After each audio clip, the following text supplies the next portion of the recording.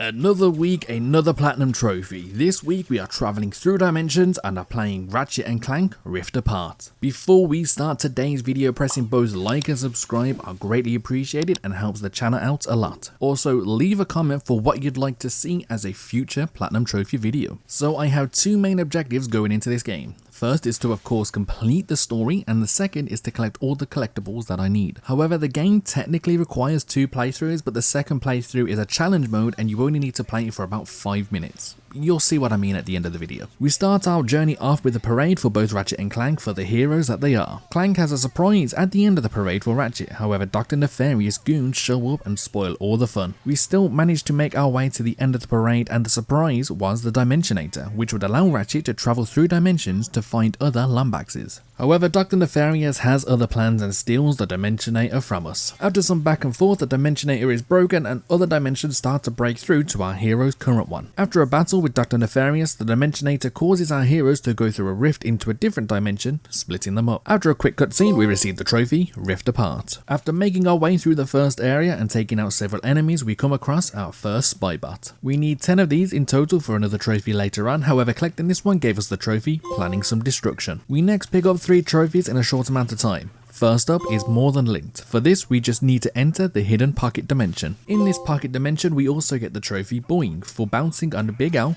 Clank, and Quark's parade balloons. Then at the end of the pocket dimension, we get the final trophy in here called Sartorial Steel for acquiring a piece of armor. Continuing on in the same world, we find a gold bolt for the trophy, Shiny. And while battling a mini boss type enemy, I level up the blast pistol to the max level of 5 to receive the trophy. They blow up so fast. After collecting a lot of raritaniums, I can fully level up the blast pistol. For this, I get the trophy. There's even a cup holder. As Clank, I head into something called a dimensional anomaly. In here, I just need to do some puzzles to get Clank's clones to the end, which then fixes the anomaly. After a short cutscene, we receive the trophy, Quantum Mechanic. While making our way through the rest of this planet, Clank is kidnapped and Rivet has to save him. We have to defeat a boss called a Seekapede. After spamming the Seekapede with bullets, we quickly rescue Clank and receive the trophy, Hide and Seekapede. After making my way through the next area, I noticed a prompt showing up on a bear.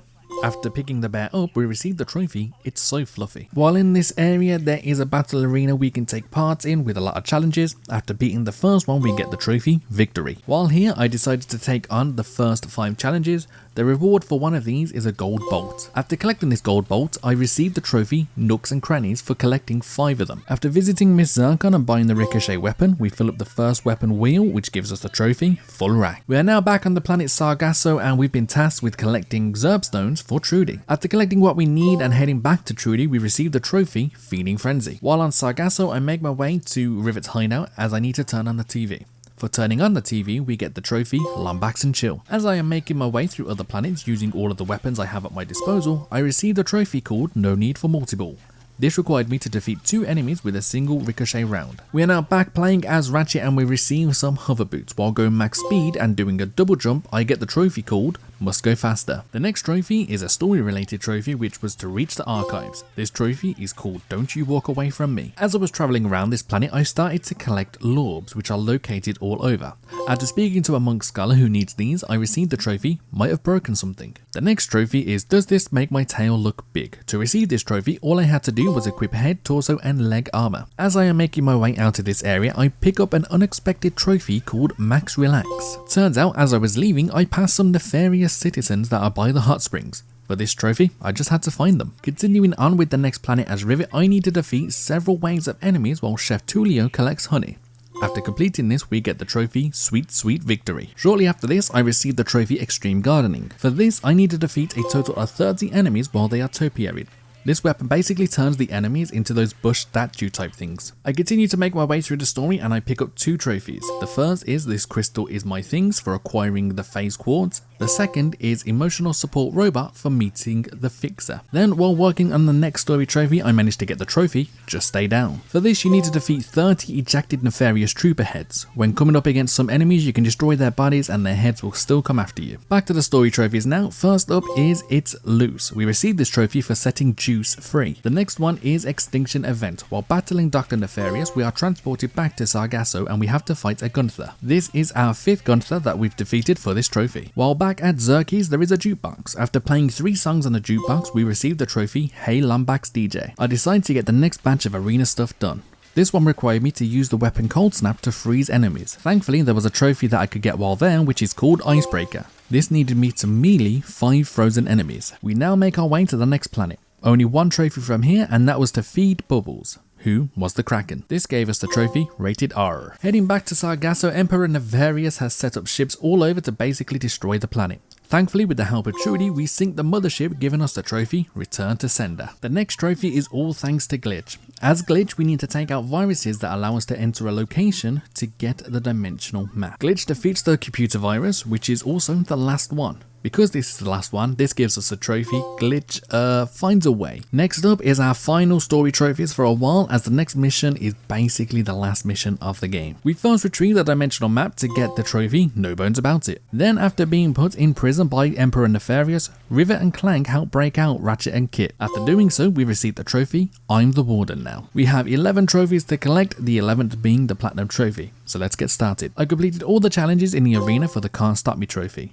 While here, I decided to replace several of the challenges for some more trophies. The first trophy here is Hole Puncher. For this, we need to get 20 headshots with the weapon Headhunter. Thankfully, there was a challenge specifically for this, and I got it fairly quickly. The second trophy I get here is Life of the Party. All we needed to do for this was to deploy a total of 50 Mr. Fungis. Thankfully, yet again, I just had to shoot out one of these for the trophy. The third trophy was probably the most painful one. Return Policy is the name of this trophy. We needed to use the weapon Void Reactor to take shots from enemies to then shoot back at them. However, you couldn't be too close, as the blast might defeat the enemy instead of the attacks that you absorb. After what felt like an eternity, I managed to finally achieve it. That was the final trophy at the arena. We now head out to planet Taran 4, where the fixer is, as we needed to use the rails. For this, we needed to perform trick jumps on the grind rail. Trick jumps are just double jumps while grinding. All I needed to do was 2, and I received the trophy Alert the Sponsors. The next trophy was also a little bit of a pain and also missable.